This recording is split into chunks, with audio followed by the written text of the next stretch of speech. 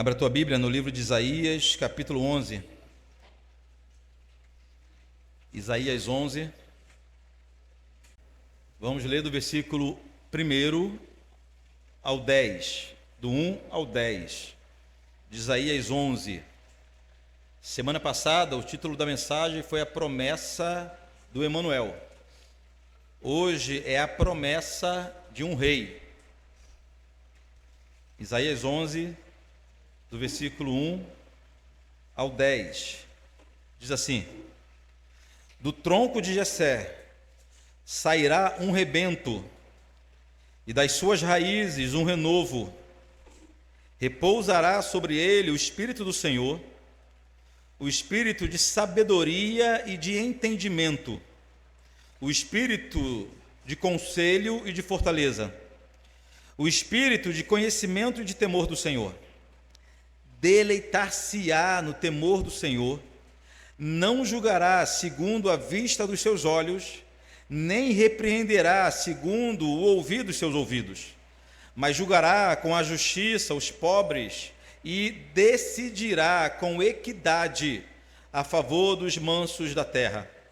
Ferirá a terra com a vara de sua boca e com o sopro dos seus lábios matará o perverso. A justiça será o cinto dos seus lombos, e a fidelidade o cinto dos seus rins.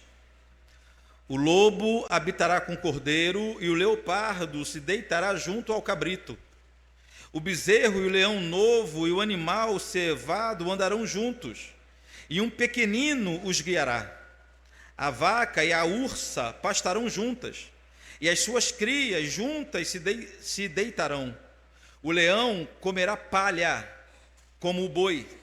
A criança de peito brincará sobre a toca da áspide, ou seja, o ninho da serpente. E o já desmamado meterá a mão na cova do basilisco.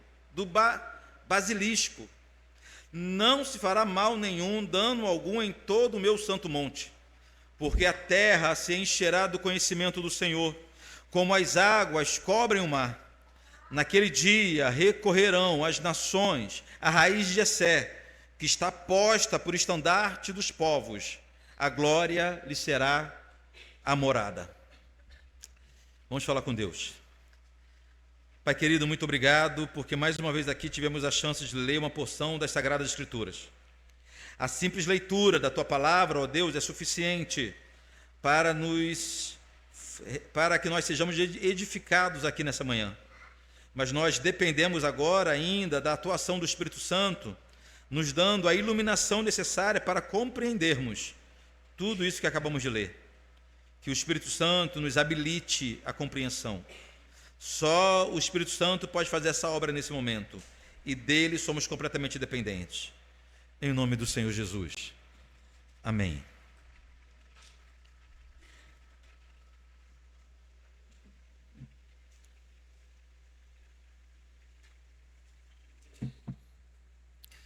Semana passada nós vimos que Judá estava vivendo um dos momentos mais tensos de sua história.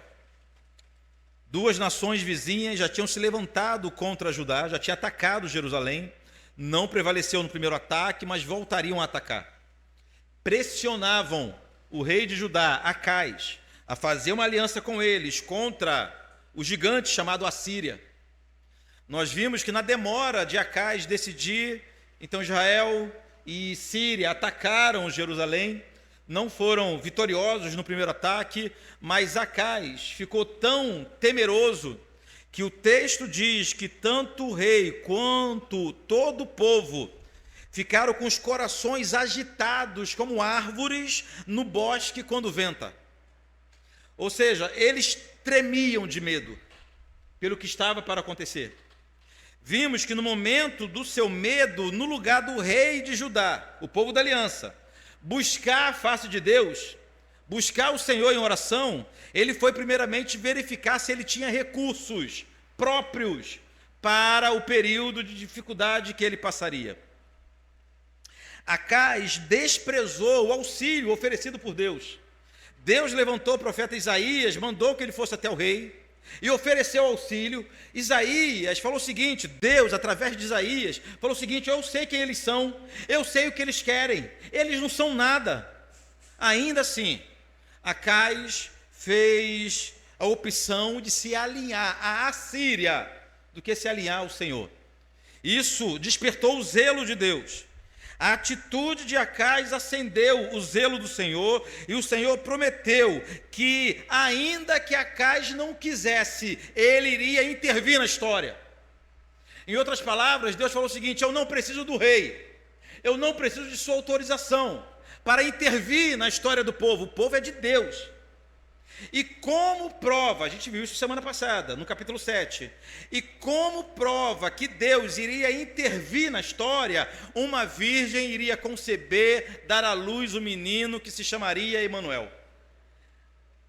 A concepção virginal de Jesus, naquele contexto, era apenas a prova de que Deus estava intervindo na história. Isso a gente viu no texto da semana passada. A grande questão, queridos, desse episódio é que, junto com a promessa do Emanuel, o Senhor também prometeu um grande castigo. O povo não se voltou para Deus no dia da tribulação. O rei não se voltou para Deus no dia da angústia.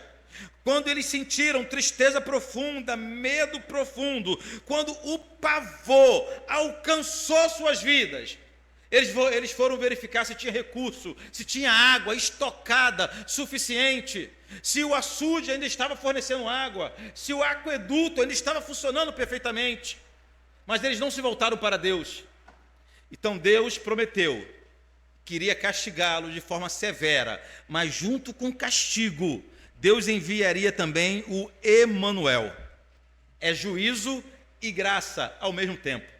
O povo passaria por uma situação terrível, fruto do próprio pecado, ação de Deus na história, mas mesmo aquele povo que passaria por um momento de dificuldade, fruto do juízo de Deus, mesmo aquele povo que seria castigado pelo Senhor, o Senhor não o deixaria só.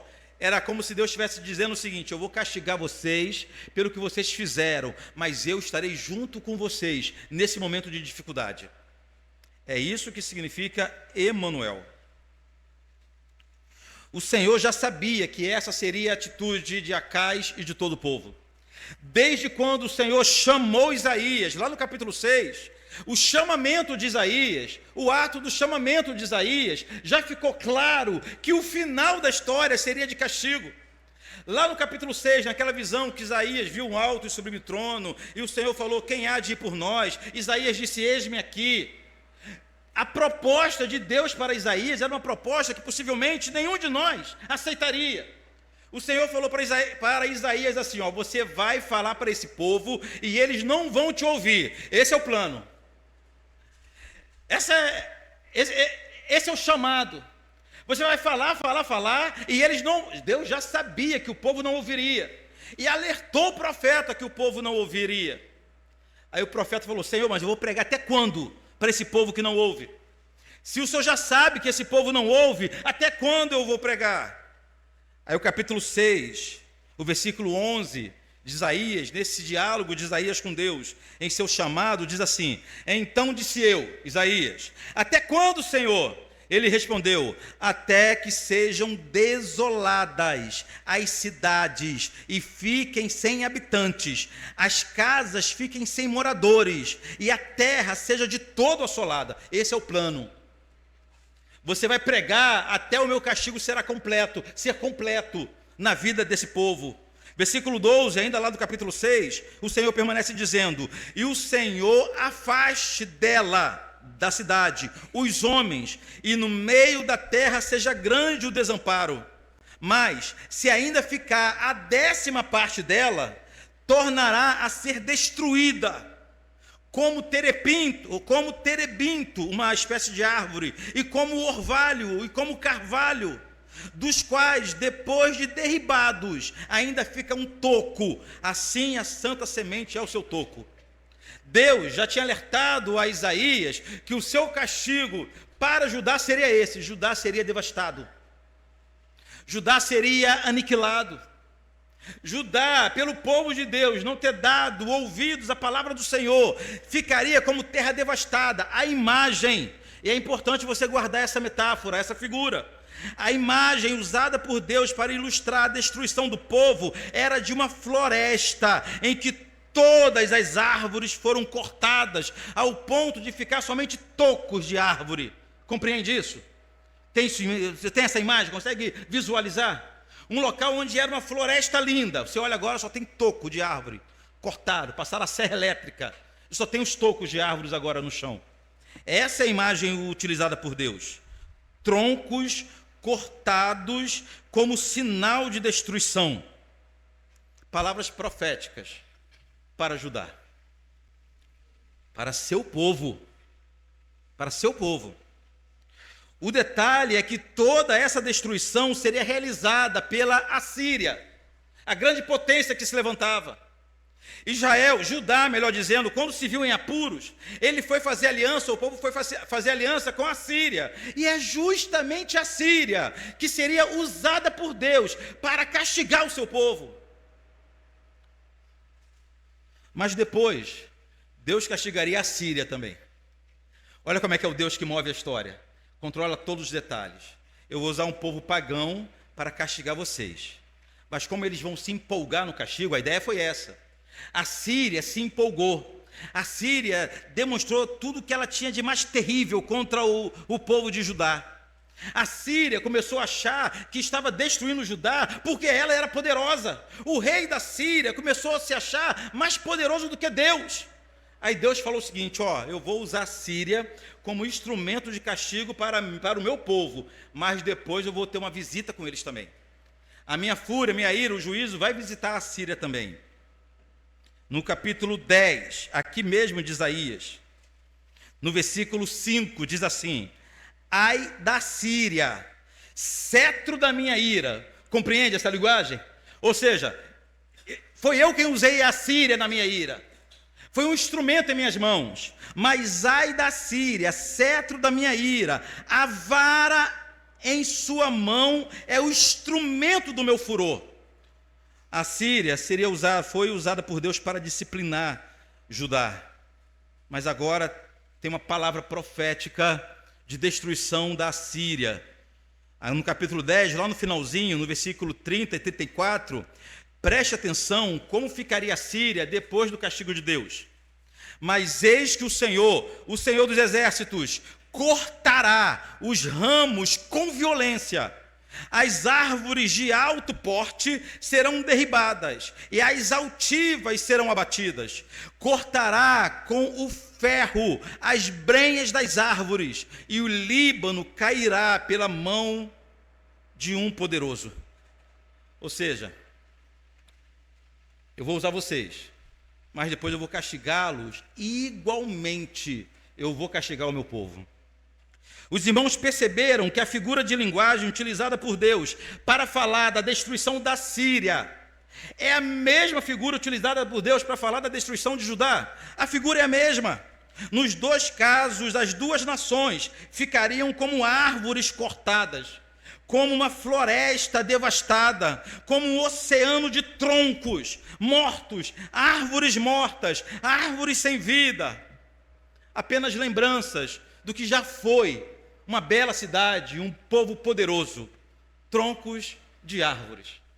Troncos de árvores. Muito emblemático isso. Essa figura utilizada por Deus é muito simbólica, de fato. Nós conseguimos encaixar perfeitamente, entender perfeitamente essa metáfora, não conseguimos? Ou seja, o que já foi uma grande e bela floresta, você olha agora, é o quê? É resto de árvore. Árvore cortada. Há uma região, a gente indo para São Paulo, pela Dutra, já em São Paulo, a gente passa por uma região inteira, cheia de restos de troncos que viraram, se eu não me engano, formigueiros. Eram troncos de eucalipto. E dizem que realmente onde tem uma plantação de eucalipto, a terra fica ruim, não dá mais nada. O eucalipto morre depois e a terra fica seca. Tem uma história dessa. Então fica aqueles troncos, e passado o tempo as formigas tomam conta, e você parece que é uma fazenda de formigas. uma fazenda de formigueiro, resto de floresta, troncos de árvores, apenas lembranças. Os troncos serviam como lembranças que ali já houve vida, e muita vida, muita vida. Mas, queridos, para o povo de Deus havia uma promessa de mudança. Para Judá, o Senhor prometeu que daquele oceano de troncos mortos, voltaria a ter vida. Daquele oceano de troncos mortos, brotaria novamente para o início de um novo ciclo, de uma nova história para todo o povo de Deus. Apenas um tronco, irmãos, voltaria a ter vida, mas esse tronco era um tronco especial, não era um tronco qualquer. Assim, agora nós vamos para o texto que nós lemos hoje do capítulo 11, porque o versículo 1 começa falando desse tronco especial, desse tronco que vai sobressair nesse oceano de morte que ficou depois do castigo do Senhor. O versículo 1 do texto que nós lemos hoje: mas do tronco de Jessé, aqui já enche meu coração de alegria. O capítulo 10 acabou dizendo de um oceano de troncos, árvores mortas. Judá, desde o capítulo 6, que nós já sabemos que ficou como um oceano de troncos, árvores mortas. Mas o Senhor agora usa o profeta para dizer que um tronco, uma única história, em um único caso, o tronco de Jessé iria reviver. Versículo 1: do tronco de Jessé sairá o rebento, e das suas raízes um renovo. Que maravilha! Essa visão que começou assustadora, desanimadora, pois primeiro o profeta viu Judá devastada como uma floresta destruída, que sobraram apenas troncos mortos. E depois o profeta viu a Síria, igualmente como Judá, troncos destruídos, terra devastada, floresta morta, restos mortais do que já foi uma grande nação. Mas agora, na Terra Santa, e somente na Terra Santa, para o povo da aliança, a promessa era de renovo. O povo de Deus não ficaria morto para sempre, pois no meio daquele oceano de troncos sem vida, a promessa era que do tronco de Jessé sairia um rebento. Entende o que é um rebento nesse contexto? É um ramo. A figura, você tem em mente um tronco morto e do nada, sem ninguém esperar, contra todas as expectativas, começa a brotar um ramo daquele tronco que ninguém dava mais nada por ele. É isso que Deus está prometendo aqui. Surge um pequeno ramo agarrado no tronco e a vida começa a surgir novamente, depois da morte estabelecida. Que maravilha! Podemos pensar esses troncos de árvores como as famílias de Israel, como as famílias de Judá. Todas as famílias foram destruídas, dentre elas a família de Jessé. Mas o Senhor tem essa promessa para Jessé, que não apenas a sua família voltaria a brotar, um remanescente sairia do tronco já morto. Não apenas isso, mas Jessé, queridos, é o povo, é a família, é a linhagem da aliança com Deus. É a linhagem de Davi. Jessé é o pai de Davi. Nessa altura, Davi já estava perdendo a sua parte de sua importância por seus muitos pecados. Deus poderia fazer menção aqui ao tronco de Davi. Ao tronco de Davi. Mas Davi também foi alvo da ira, do juízo de Deus. Mas Deus, como permanece fiel à sua palavra, se ele prometeu que sempre estaria um descendente de Jessé, o descendente de Davi, no trono de Jerusalém, no trono de Israel, o Senhor vai fazer brotar, ressuscitar uma linhagem para que esse rebento se assente no trono e reine novamente sobre o seu povo.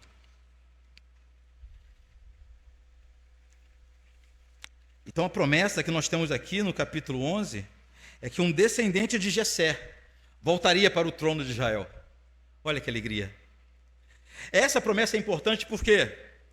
Porque Acais era um filho, era um descendente de Davi, era um descendente de Jessé.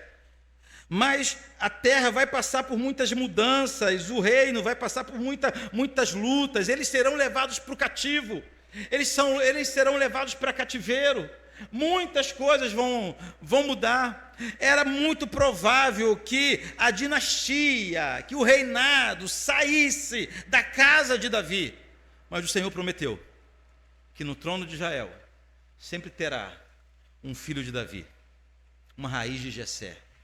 É promessa do Senhor.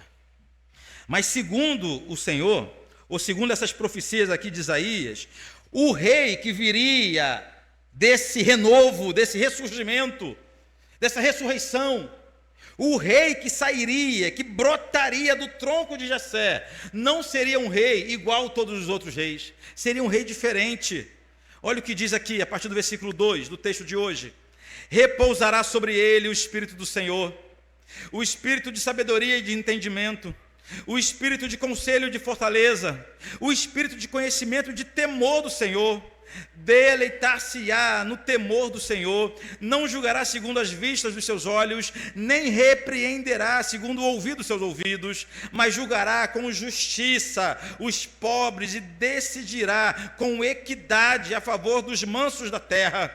Ferirá a terra com sua vara e a sua boca com o seu sopro dos seus lábios matará o perverso. A justiça será o cinto dos seus lombos e a fidelidade o cinto dos seus rins. Uau! Que rei! Que reizão é esse? Um tipo de rei, um tipo de governante que todos os povos desejam. Um rei com sabedoria, cheio do Espírito Santo, que julga com discernimento, que ama a justiça, que odeia a iniquidade. A promessa, irmãos, era de um rei muito melhor do que os melhores reis que Israel já teve por toda a história. Porém, até aqui, eu sei que na nossa cabeça nós já estamos fazendo ligação desse rei com Jesus. Mas até aqui poderia ser um rei terreno, um rei humano apenas. Poderia sim. Poderia ser um homem cheio do Espírito Santo, cheio de sabedoria. Todas essas características descritas do versículo 2 ao 5, em alguma medida, foi encontrado em bons reis que Israel já teve por toda a história. Grandes homens, como Josafá, como Josias. Ezequias é o meu preferido. Eu sei que o seu é Davi. Como eu amo Ezequias. Davi, um grande rei. Homens que se enquadram, ainda que em parte, ainda que de forma imperfeita, nessas características descritas do versículo 2 ao 5. Mas, quando chegamos na segunda parte da profecia de Isaías, a profecia vai apontar para um rei que faria coisas que nenhum rei terreno tem poder para fazer. Aí a gente percebe que Isaías não está falando de um homem de carne e osso como nós, somente, de um rei terreno, somente, de um rei humano, somente. O rei descrito por Isaías não teria apenas o poder de mudar a história de Judá.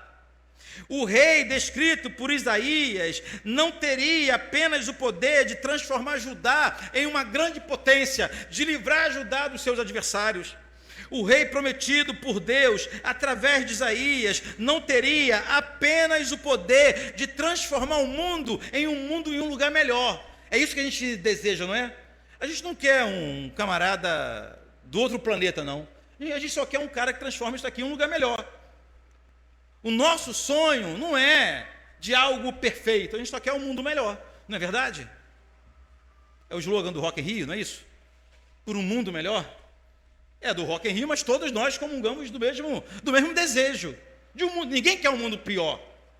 Apesar de sabermos, nós somos honestos, nós já sabemos para onde anda a humanidade, mas nós desejamos um lugar melhor. Mas o rei prometido por Deus através de Isaías não ia fazer isso. Ele não teria o poder apenas de transformar esse planeta em um lugar melhor. trazer estabilidade econômica, cessar com as guerras. Não é isso que ele faria. Segundo as palavras de Isaías, o rei descrito nessa profecia transformaria o mundo em um paraíso. O rei descrito nessa profecia, o tronco, a raiz, ou melhor, a raiz, o ramo, melhor dizendo, o ramo de Jessé, o filho de Jessé, o descendente de Davi, iria reinar de uma forma tão poderosa que ele traria de volta o paraíso que o pecado nos roubou. Essa é a promessa.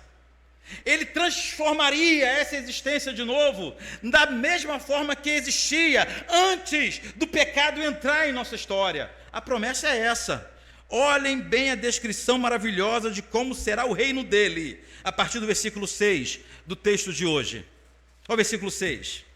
O lobo habitará com o cordeiro, o leopardo se deitará junto com o cabrito. Tenta fazer isso hoje. Experimenta. O que vai acontecer? Antes de dar meia-noite vai ter só um, né? Vai sobrar nem ossos para contar a história. O leopardo se deitará junto com o cabrito. O bezerro, o leão novo e o animal cevado andarão juntos. E o pequeno os guiará. A vaca e a ursa pastarão juntas, e as suas crias juntas se deitarão. O leão comerá o quê? Palha com o boi. A criança de peito brincará sobre a toca da áspide. Áspide aqui é serpente. Pense nessa imagem. Criança de peito, recém-nascido, brincando junto com serpentes em seu ninho. Versículo 9: não se fará mal nem dano algum em todo o meu santo monte, porque a terra se encherá do conhecimento do Senhor, como as águas cobrem o mar. Ao ler um texto como esse, nós somos tentados a focar somente no que há de menos importante. Quando a gente lê um texto como esse, a nossa atenção se prende nas figuras que o texto utiliza. Afinal de contas, é maravilhoso a gente pensar nisso. Lobo morando junto com o cordeiro, leopardo e o cabrito dormindo juntos, bezerro, leão e um animal cevado andando juntos, uma criança de peito brincando em um ninho de serpentes, com as serpentes e seus filhotes. É algo maravilhoso demais, ou estranho demais, ou fantasioso demais em nossa cabeça. Então a gente se prende a essas figuras. Porém, o mais importante nesse trecho da pregação ou da profecia de Isaías não são as figuras. As figuras estão aqui apenas para ilustrar valores do reino desse grande rei. Essas figuras estão aqui apenas para demonstrar como será o dia a dia, os grandes valores desse reino, os grandes pilares desse reino. Queridos, olhando para essas figuras, ao lermos essa descrição, a certeza que devemos ter é que o reino prometido por Deus será um reino de justiça, paz e alegria. É isso. Não fica se pegando, pensando o tempo todo como é que será, animal com animal, lobo com não sei o quê. Esquece isso. Se prenda à verdade que essas figuras transmitem. O reino de paz, o reino de justiça, o reino de harmonia, o reino de santidade. A figura da criança de colo. Por que a criança de colo? Para nós, nada representa mais pureza do que uma criança de colo.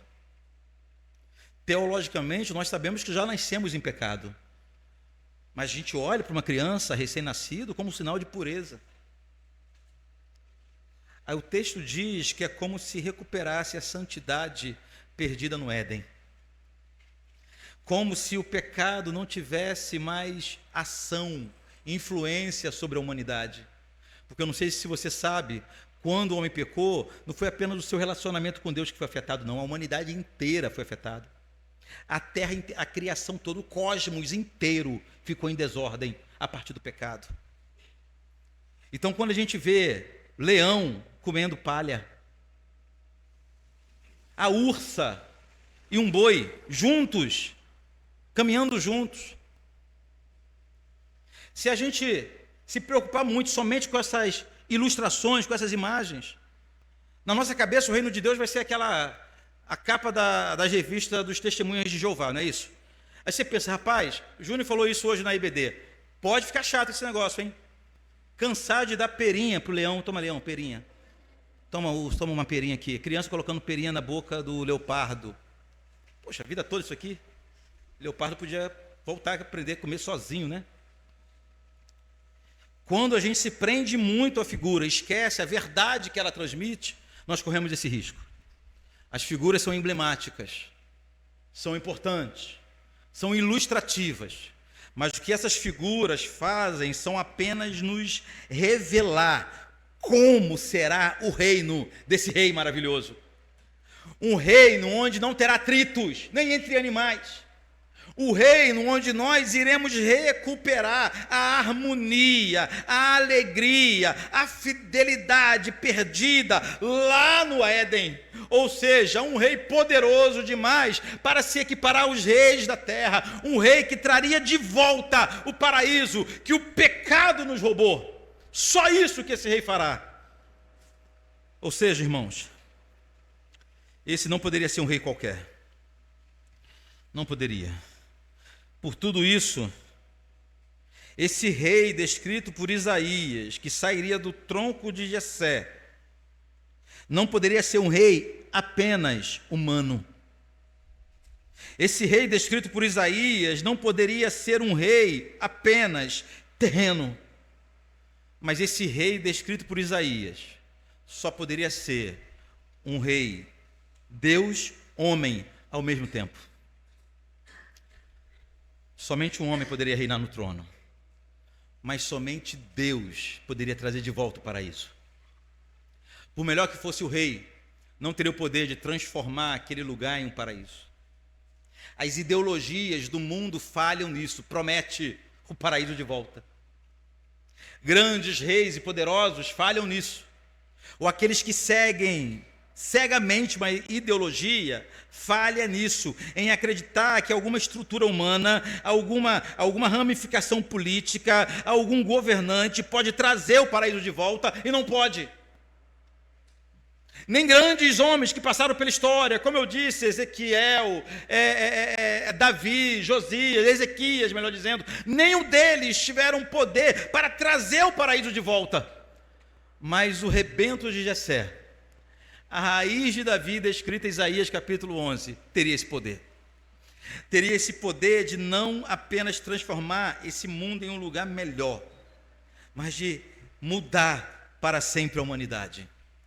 Romanos capítulo 12, capítulo 15, versículo 12. O apóstolo Paulo, ele disse que essa raiz, esse rebento de Jessé, era Jesus Cristo.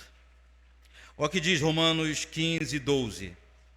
Também Isaías disse, você nem há dúvida de que Paulo estava se referindo a Jesus e citando a mesma profecia, né? Também Isaías diz, haverá a raiz de Jessé, aquele que se levanta para governar os gentios, nele os gentios esperarão. As palavras de Paulo vai para além da expectativa de Judá. Ou seja, segundo a palavra de Deus, esse rebento de Jessé, a raiz de Jessé, esse ramo que sairá de Jessé, não reinaria somente sobre Judá, não reinaria somente sobre Israel, não seria rei somente sobre a região da Palestina, não. Segundo Paulo, esse rebento de Jessé iria reinar sobre toda a terra. Reinaria também sobre os gentios, nos alcançando e nos incluindo nesse reino. Ah, queridos, se a profecia fosse somente para Judá, nós estaríamos perdidos. Mas Paulo diz que não. Diz que a raiz de Jessé governa sobre os gentios, governa sobre o mundo todo. Somente Jesus se enquadra perfeitamente nas profecias de Isaías. Somente Jesus. Preste atenção. No texto que nós lemos hoje, diz, no versículo 2, que repousará sobre ele o Espírito do Senhor, o Espírito de sabedoria e de entendimento, Espírito de conselho e de fortaleza, Espírito de conhecimento e do temor do Senhor. Agora vamos para o Novo Testamento para ver como isso tudo se aplica a Jesus. Apenas no Evangelho de Lucas, nós temos provas incontestáveis de que Isaías estava falando de Cristo. Olha o que diz Lucas, capítulo 1, versículo 40. Crescia o menino, isso aqui depois do nascimento de Jesus, crescia o menino e se fortalecia, enchendo-se de sabedoria, e a graça de Deus estava sobre ele. Cumprimento da promessa de Isaías. Lucas capítulo 2, versículo 46. 3 dias depois, o acharam no templo. Jesus está com 12 anos já agora, foi visitar o templo e na volta se perdeu dos seus pais e voltou ao templo. Você conhece essa história? 3 dias depois o acharam no templo, assentado no meio dos doutores, ouvindo-os e interrogando-os. Com 12 anos. E todos os que ouviam, muitos se admiravam de sua inteligência e de suas respostas. O cumprimento de Isaías capítulo 15, capítulo 11. Ainda em Lucas, capítulo 2, versículo 52, diz assim: e crescia Jesus em sabedoria, estatura e em graça diante de Deus e diante dos homens. Ah, meus irmãos, não há dúvida para nós que Jesus é o Rei prometido. O momento mais emblemático é que lá na preparação do sermão, já me emociono. De como que a estrutura da palavra de Deus, como que o Senhor foi revelando a sua palavra a homens que não tinham a menor ideia do que estava acontecendo, de que como estavam inseridos em um plano eterno. Isaías disse que repousaria sobre ele o Espírito Santo. A gente vai lá, você vai lembrar do episódio do batismo de Jesus, que o texto diz que ao sair das águas, pousou sobre Jesus o Espírito Santo. O Espírito Santo estava com Jesus desde que ele nasceu. Não era uma segunda bênção. Jesus não recebeu o Espírito Santo quando saiu das águas. Tal como João, que segundo o anjo que falou com seu pai Zacarias, seria cheio do Espírito Santo desde o ventre materno, é de se esperar que Jesus também era cheio do Espírito Santo desde o ventre materno. Mas ali foi uma prova visível, para que todos pudessem ver que aquele que estava saindo da água era a raiz de Davi, era o ramo de Jessé, descrito por Isaías capítulo 11. Definitivamente, Isaías estava falando de Jesus. Jesus, ele confirmou isso.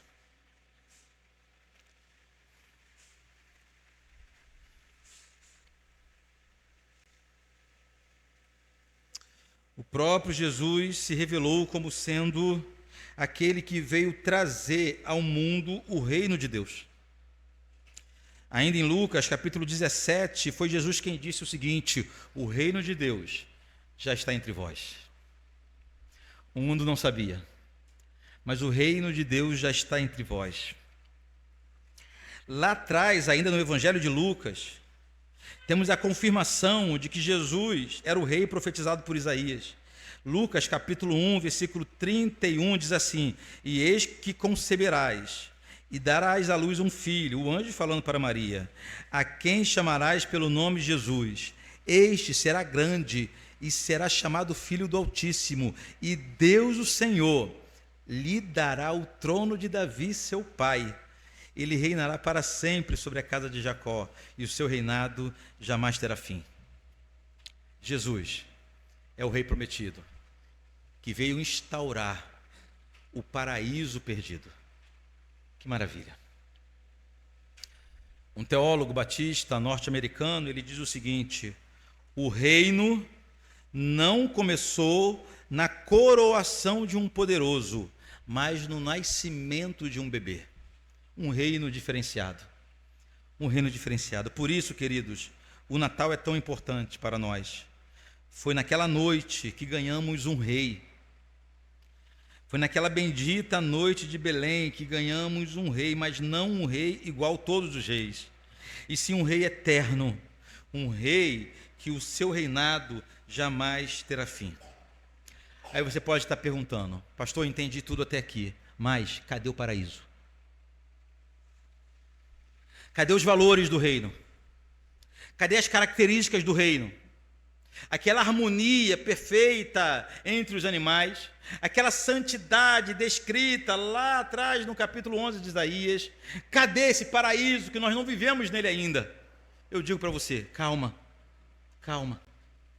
O reino de Deus já iniciou, mas ele apenas iniciou. Nós estamos ainda, nós já vivemos no reino de Cristo. Cristo já reina soberanamente sobre todas as coisas.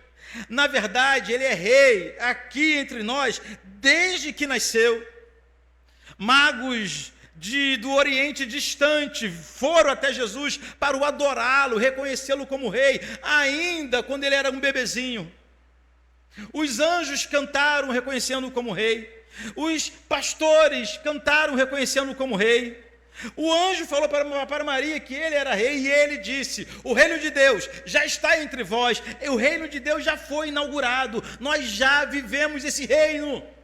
Nós não estamos na expectativa da vinda do reino, nós não temos a esperança de que talvez o reino possa vir e nós habitarmos nesse reino. Não, queridos, o reino de Jesus já está estabelecido, é ele que reina sobre todas as coisas. Quando ele ressuscitou, foi ele quem disse o seguinte: foi-me dado todo o poder no céu e na terra. Ele é rei sobre todas as coisas, ele é o Senhor dos senhores, ele é o rei dos reis. Já reina, mas nós ainda não vivemos toda a plenitude desse reino. Nós já vivemos no reino, mas não nele todo ainda. Na escola dominical, o irmão Júnior falava do já, mas ainda não. É um período difícil, é um período de transição, é um período de caminhada, que enquanto nós estamos aqui embaixo, sofremos todas as terríveis dores dessa história, mas conscientes de que não somos daqui, não somos cidadãos desse mundo, pertencemos a outra nação, ou melhor, pertencemos a outro reino, pertencemos a outro país. Jesus já reina, irmãos. Nós já experimentamos o seu reinado em nossa vida. Nós estamos aqui hoje porque ele é rei sobre nós. Nós nos reunimos como igreja porque nós reconhecemos que há um rei sobre a nossa vida. Nos formamos em congregações porque nós reconhecemos que não podemos andar sozinhos. Nós não somos sós nessa história. Pertencemos a um povo e temos um rei sobre nós. Nós já gozamos dos privilégios de sermos cidadãos desse reino. A salvação já nos alcançou. Nós já somos salvos. Nós não seremos salvos. Nós já somos salvos. Nossos pecados já foram perdoados. Eles não serão perdoados. Já foram.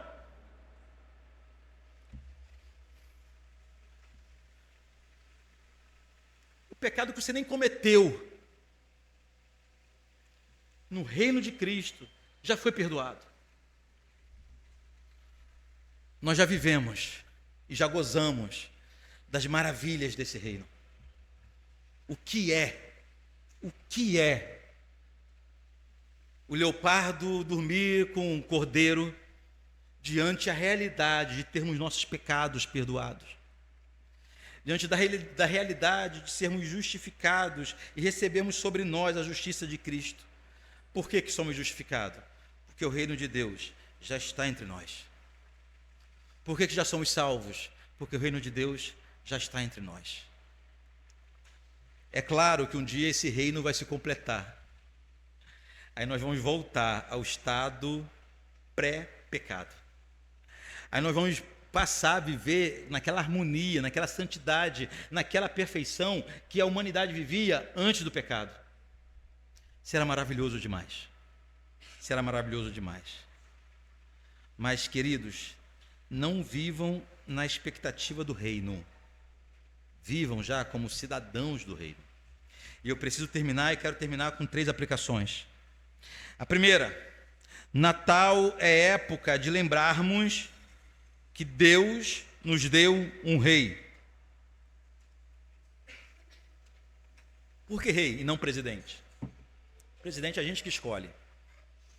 E vão escolher mal assim lá na China, não é verdade? Rei é o Senhor quem nos dá. O Senhor nos deu um rei. Queridos, a primeira implicação dessa verdade é que a tua vida não te pertence. Você tem uma autoridade sobre você. A ela que você deve satisfação, não a mim. A autoridade, a majestade que está sobre a sua vida. Você não se governa, você tem um governante sobre você. Isso aconteceu porque antes de Jesus, nós andávamos desgarrados como ovelha. Visão de Isaías também. Andávamos desgarrados como ovelha. Mas hoje nós somos juntados em um rebanho. Ele é o nosso pastor, ao mesmo tempo que ele é o nosso rei. Natal é época de nós lembrarmos dessa verdade. Natal também é época de renovarmos nossa expectativa para o grande dia em que o reino de Deus se completará na história. Isso vai acontecer. Na verdade, quando Jesus nasceu, já apontava para a sua segunda vinda. Então, Natal é uma excelente oportunidade que nós temos para isso, para meditarmos naquele momento em que o reino de Deus será completamente estabelecido, a olho nu, da forma que Isaías viu. Use essa época do ano para isso. E por fim, Natal é a época de renovar nossas forças para andarmos na direção oposta à do mundo. O mundo anseia por um governante capaz de instituir um mundo de justiça, paz e alegria, mas nenhum deles poderá fazer isso. Só o filho de Davi, só o rebento de Jessé.